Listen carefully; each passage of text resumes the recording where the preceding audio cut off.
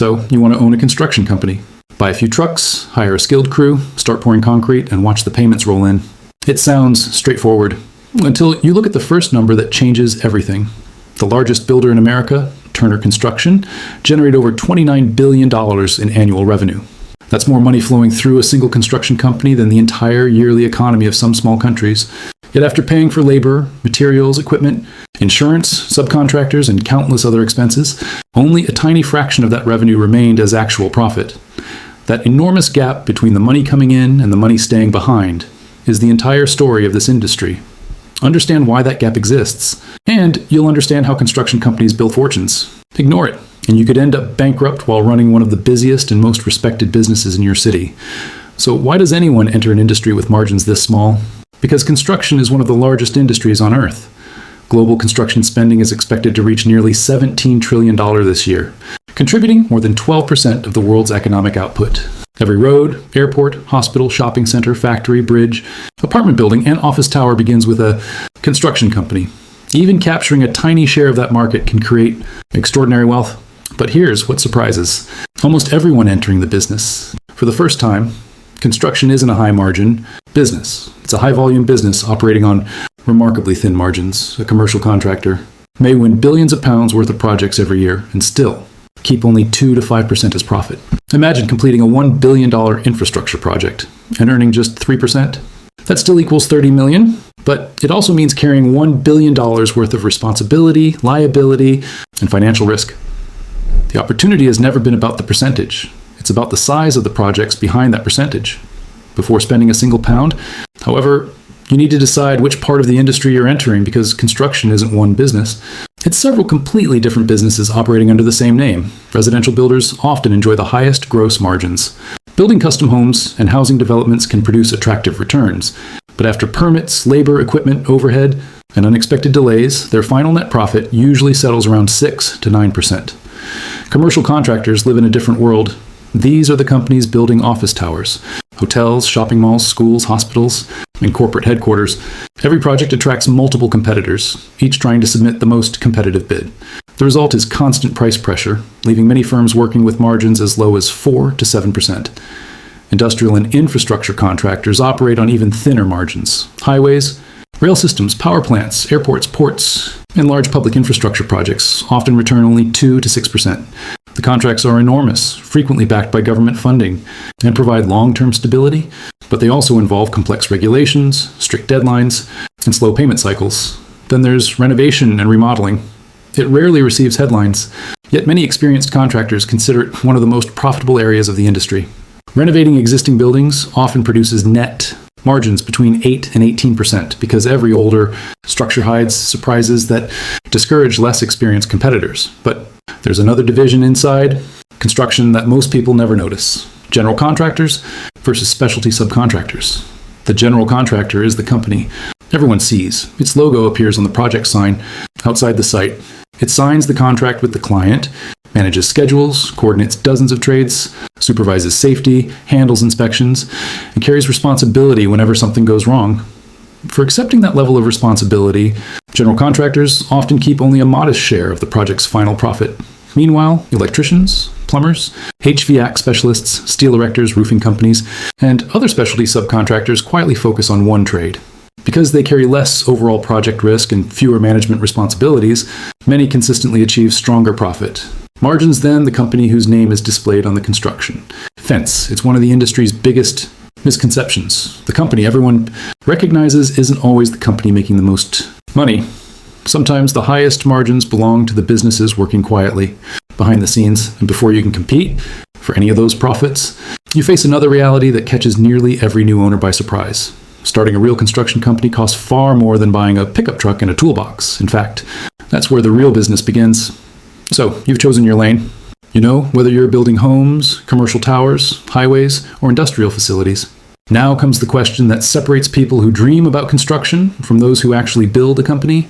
How much does it cost just to get started? Most people imagine opening a construction business with a pickup truck and a few basic tools. That's enough if you're planning to work alone on small repair jobs. But the moment you want to compete for commercial or municipal projects, the financial picture changes completely. Legitimate construction company often requires an initial investment of $50,000 to more than $20,000 before the first foundation is ever poured. The trucks alone consume a significant portion of that budget. A reliable used truck and trailer can easily cost between $18,000 and $27,000, while professional tools quickly add several thousand more. If your business involves excavation, grading, or heavy civil work, purchasing even a single excavator or loader can consume most of your startup capital before you've earned your first pound. Then come the expenses. Almost nobody talks about licenses. They may appear inexpensive compared to heavy equipment, but they are only the beginning. Insurance changes everything. General liability insurance protects your company if property is damaged or someone is injured because of your work. Workers' compensation covers employees who are hurt on the job.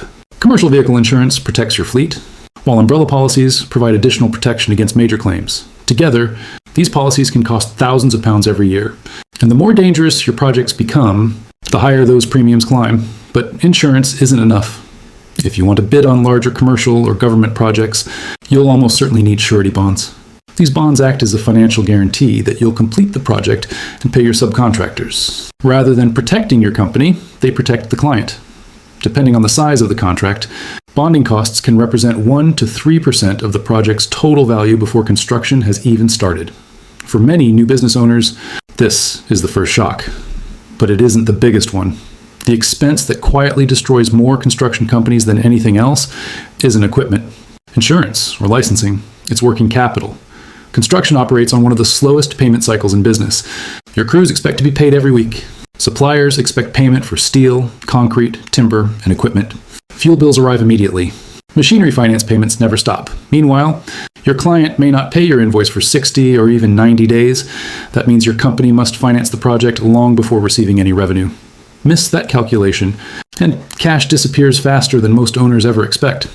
This is why so many new construction companies fail during their very first year. It usually isn't because they delivered poor workmanship. They simply ran out of money while waiting to be paid for work they had already completed. Suppose you've survived those early challenges. You now have the equipment, the employees, the insurance, and enough cash to keep the business operating.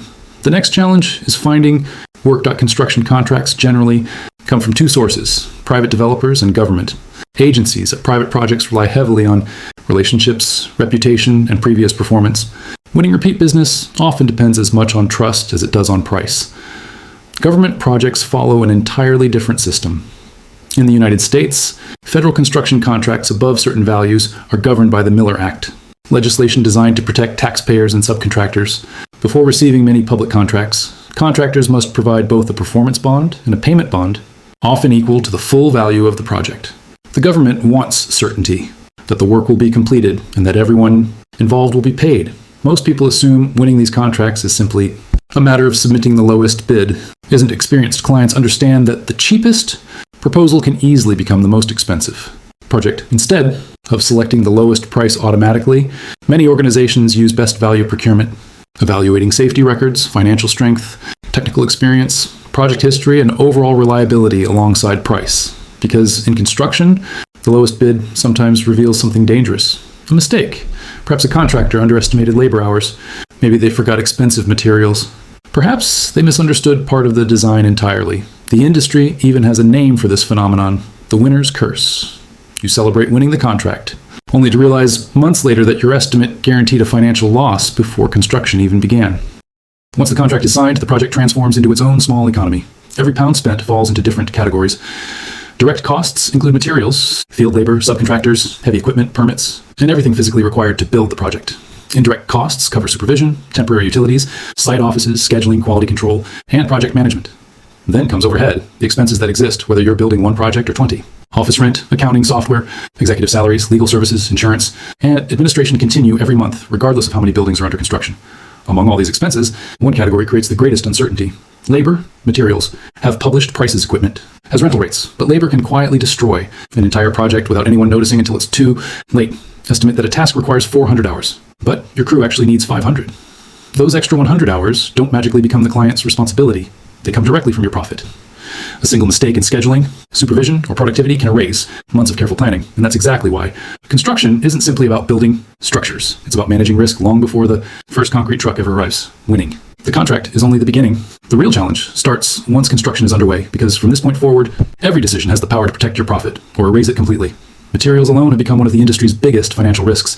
Every project depends on concrete, structural steel, timber, electrical equipment, plumbing systems, glass, insulation, and hundreds of specialized products. Unlike a decade ago, today's prices can change dramatically before a project is even halfway complete. Steel prices have climbed sharply in recent years. Lumber has experienced repeated spikes, while tariffs on imported steel and aluminum have pushed construction costs even higher. If you signed a fixed price contract before those increases occurred, the client isn't responsible for the difference. You are. That's why experienced contractors insist on including escalation clauses in major contracts.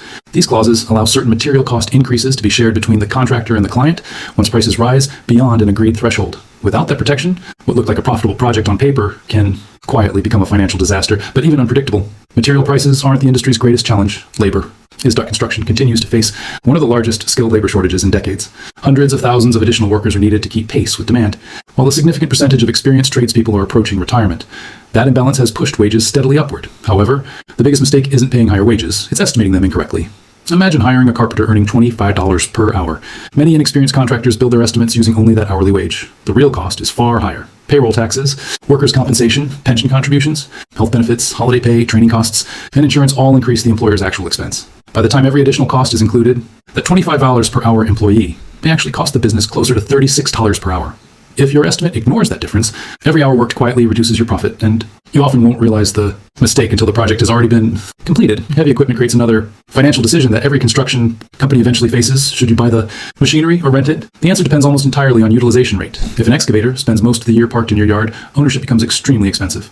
Loan repayments, maintenance, insurance, depreciation, storage, and servicing continue, regardless of whether the machine is generating revenue. But if that same excavator remains busy across multiple projects throughout the year, ownership gradually becomes cheaper than renting, while also building equity inside the business.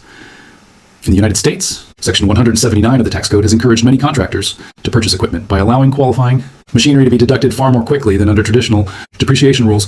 For growing companies, the tax advantage can significantly reduce the real cost of expansion. Yet, even companies that manage equipment, labor, and materials perfectly still face another silent threat. Rework. Rework rarely appears in company advertisements or annual reports, yet it quietly consumes millions every year. The Construction Industry Institute estimates that direct field rework averages around 5% of total project cost, with significantly higher figures on complex commercial and industrial developments. On a $50 million project that represents approximately $2.5 million spent correcting work that should have been completed properly the first time. Nobody celebrates rework. Nobody plans for it, but almost every contractor pays for it. Sometimes a foundation is poured incorrectly. Sometimes steel arrives with incorrect dimensions. Sometimes design changes force completed work to be demolished and rebuilt. Whatever the reason, rework doesn't simply waste materials. It consumes labor, delays schedules, increases equipment costs, and often creates disputes between contractors, subcontractors, architects, and clients. The most dangerous part is that many companies never measure it accurately. They simply notice that profits keep shrinking despite record levels of revenue. That safety creates another layer of financial risk that many outsiders underestimate. Construction consistently ranks among the world's most hazardous industries. Because of that, workplace safety regulations are enforced aggressively. In the United States, serious OSHA violations can result in penalties exceeding $16,000 per violation. If inspectors determine that violations were deliberate or repeatedly ignored, fines can exceed $165,000 for a single offense. One of the most common violations involves fall protection. Imagine an inspector visiting a construction site where several workers are operating at height without proper safety equipment. Each violation may be treated separately. Within a single afternoon, fines alone can erase the entire expected profit from a project. And that's before considering legal claims, project delays, insurance increases, or the devastating human cost of workplace injuries. But perhaps the greatest warning comes not from theory, it comes from history. One of the clearest examples is Carillion. At its peak, Carillion was one of the largest construction and facilities management companies in the United Kingdom. It employed more than 43,000 people, maintained hospitals, schools, highways, military facilities, and public infrastructure across the country. To investors, the company appeared remarkably successful. Revenue continued growing. New contracts kept arriving. Shareholders received generous dividends. Everything suggested a thriving business. Behind the scenes, however, the financial reality was very different. Carillion had aggressively expanded using borrowed money while accepting increasingly competitive contracts with exceptionally thin margins. It also relied on complex accounting practices that delayed recognizing growing financial problems. For a while, the numbers looked impressive. Eventually, reality caught up. In 2017, the company announced enormous write-downs on several major contracts, destroying investor confidence almost overnight. Within months, Carillion entered compulsory liquidation with billions of pounds in liabilities, becoming one of the largest corporate collapses in British history. The lesson wasn't that construction had failed. The lesson was that revenue alone means nothing. A company can generate billions in contracts and still collapse if margins remain too thin, debt grows too quickly, and cash flow cannot support daily operations. The biggest construction companies don't survive simply because they build better buildings. They survive because they understand the financial systems operating behind every project. And in this industry, cash flow has always been more important than revenue. If there's one lesson every successful contractor eventually learns, it's this. Construction is a cash flow business disguised as a building business. Completing a project doesn't mean you've been paid for it. Every invoice begins a long journey through project managers, architects, consultants, financial controllers, and sometimes even the banks funding the development. While that approval process unfolds, your business continues paying wages, suppliers, equipment leases, fuel bills, and insurance premiums. This delay is measured using a metric called Days Sales Outstanding, or DSO. Many software companies collect payment within a few weeks. Construction companies often wait 60 to 90 days, and sometimes even longer. During that entire period, your employees still expect their salaries every week. Your suppliers still expect payment, your equipment. Finance companies certainly won't wait. Then comes another challenge called retainage, to ensure every defect is corrected before final completion. Clients commonly withhold 5 to 10% of every payment until the entire project is finished. Think about what that means. If your company expects a 6% profit margin, but the client is temporarily holding back 10% of every invoice, they're effectively controlling more cash than your entire expected profit throughout most of the project. And many contractors survive those months only because of bank credit facilities. That's why profitable companies sometimes run out of cash. Profit and cash flow are not the same thing. Another number quietly shaping a contractor's future is the experience modification rate, better known as the EMR. This figure measures your workplace safety performance over several years and directly affects your insurance. Premiums to an EMR of 1.0 represents the industry average. If repeated workplace accidents push that number significantly higher, insurance costs increase immediately. But the financial impact goes much further. Many major developers and government agencies simply refuse to award contracts to companies with poor safety records. Damaged reputation doesn't just increase expenses, it quietly closes the door on future opportunities. As construction companies continue growing, the business becomes less about individual projects and more about managing dozens of them simultaneously. Executives begin relying on detailed work in progress, or WIP schedules, to monitor every active contract. These reports compare work completed against costs incurred and invoices submitted. Hidden inside every WIP report are two numbers that determine whether a company remains financially healthy. Overbilling and underbilling. Overbilling occurs when you've invoiced the client for slightly more work than you've completed, although it appears as a liability on the balance sheet. It actually improves cash flow because the client's money is temporarily financing your operations. Underbilling is far more dangerous. It means you've already paid for labor, equipment, and materials, but haven't yet invoiced the client. On paper, it appears to be an asset. In reality, you're financing someone else's project using your own cash. Many contractors that appear profitable collapse simply because underbilling quietly drains their working capital month after month. Eventually, successful firms reach another milestone. Instead of building projects for developers, they become developers themselves. Rather than constructing someone else's office tower or apartment complex, they purchase the land, arrange financing, manage construction, and retain ownership after completion.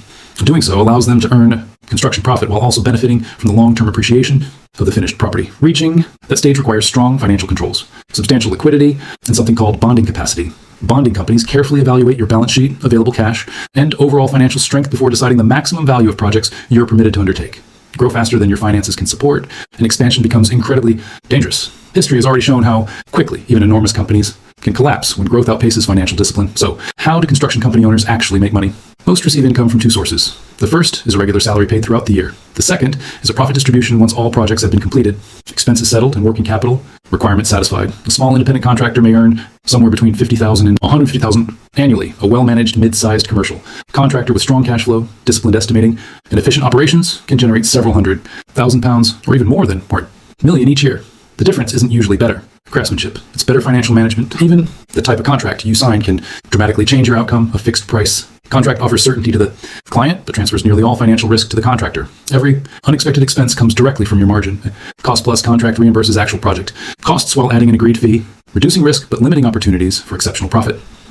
A guaranteed maximum price, or GMP, contract balances those approaches by capping total project costs while encouraging efficiency.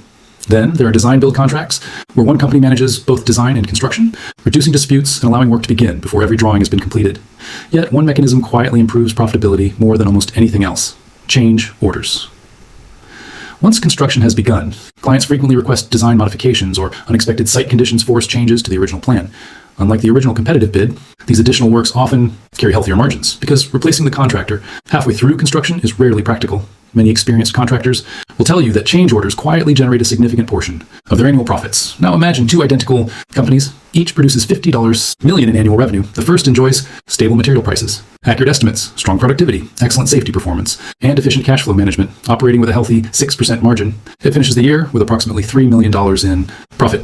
The second builds the very same projects, but steel prices increase unexpectedly. An escalation clause wasn't included. A foundation mistake requires expensive rework.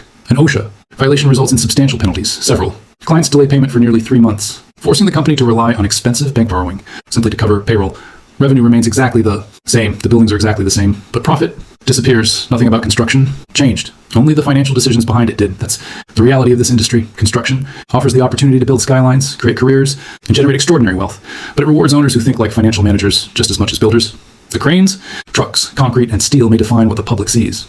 Behind every successful project, however, lies something far less visible: cash flow forecasts. Risk management, accurate estimating, disciplined accounting, and relentless financial control. Because the real business of construction has never been about pouring concrete or raising steel. It's about surviving the months between spending your money and finally getting paid. The companies that last for decades understand this long before their first project breaks ground. They don't simply build structures. They build financial systems capable of surviving uncertainty. And that's why the contractors still standing 20 years from now won't necessarily be the best builders. They'll be the ones who mastered the business behind the buildings.